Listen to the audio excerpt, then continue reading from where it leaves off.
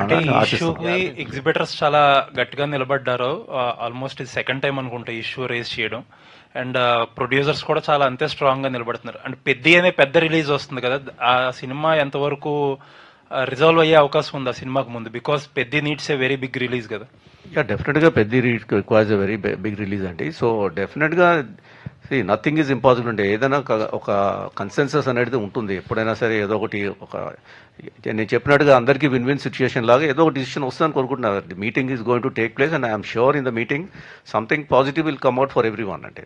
That's my hope. I cannot comment anything till that time. I don't know how it will shape up, but I'm sure in the interest of the industry, in the interest of all the stakeholders ఒక పాజిటివ్గా consensus వస్తుందని కోరుకుంటున్నాను. Jaitley producer గా నిన్న ఆ జరిగిన హిక్కప్ వల్ల ఏమాత్రం డిఫరెన్స్ వచ్చి ఉండొచ్చు అనుకుంటున్నారు? అంటే డిఫరెన్స్ అంటే మీ నేను అది ఓపెనింగ్ లో క్వాంటిఫై చేయలేనండి, కానీ డెఫినెట్గా నో నోటి మీద ఉన్న కూడు తినలేకపోయాననే బాధ ఉందంతే. అది 100% షూర్ అది. But it's okay. I mean it's part and parcel. జరిగి ఉంటే బాగుండేది. ఫస్ట్ డే నుంచి అన్ని మల్టీప్లెక్సెస్లో పడి ఉంటే బాగుండేది అని అనిపించింది. But again it's resolve, so I put it behind my back అండి.